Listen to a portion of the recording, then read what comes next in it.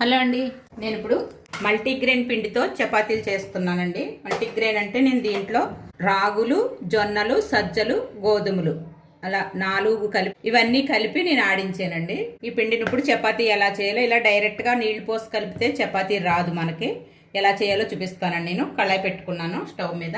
మనకి క్వాంటిటీ ఎంత కలుపుకోవాలో పిండి దానికి సరిపడా వాటర్ వేసుకోండి. ఇందులో కొంచెం సాల్ట్ వేస్తున్నాను నేను. అలాగే 1 స్పూన్ ఆయిల్ వేస్తుంది. నీళ్లు మరుగుతున్నాయి కదండి, ఇప్పుడు వేసేస్తున్నానండి పిండి. సరిపడా పిండి వేసేస్తున్నాను నేను.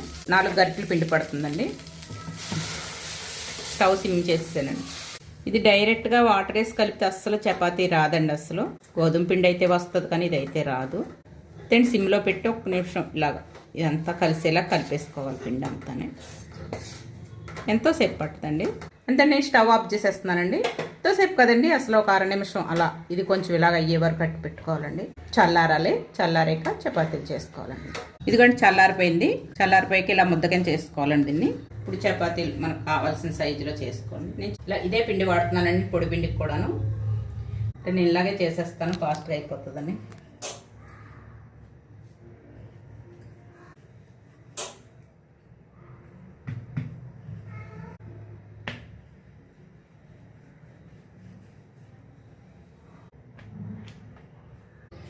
ఇలా నేను చపాతీలు చేసుకుంటానండి.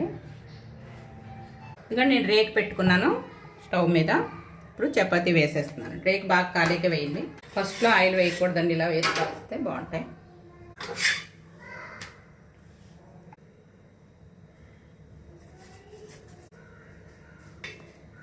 పెద్ద ఆయిల్ కూడా ఎక్కువ పట్టదండి, తక్కువ వేసుకోవాలి. అది మంచిది.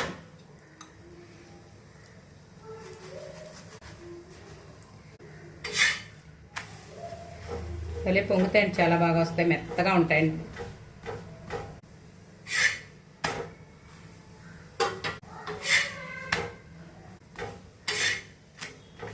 ఇలా 2 వైపులా బాగా కాల్చేసుకోవాలండి. ఇవి అయితే మూత పెట్టకూడదండి, మూత పెడితే బాగోవు, మెత్తగా అయిపోతాయి పిండిలాగాను. అంతేనండి, ఇలా కాల్చేసుకోవటమే నేను.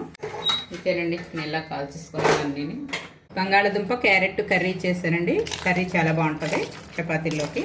అలాగే పెరుగు చట్నీ అండి. మాకైతే పెరుగు చట్నీ కంపల్సరీ ఉండాలండి చపాతీలోకి. ఇలా పెరుగు చట్నీతో ట్రై చేయండి, చాలా బాగుంటుంది. తినండి, ఇలా చేసుకోండి, చాలా అంటే చాలా బాగుంటాయి చపాతీలు. మనం గోధుమ పిండే కాకుండా ఇలా ఆడించుకుంటే అండి పిండి చాలా బాగుంటాయండి. అంతే అండి, ఈ మల్టీగ్రెయిన్ పిండి చపాతీలు మీకు నచ్చినట్లయితే నా ఛానల్కి ఒక లైక్ చేయండి, సబ్స్క్రైబ్ చేసుకోండి. Okay friends, bye.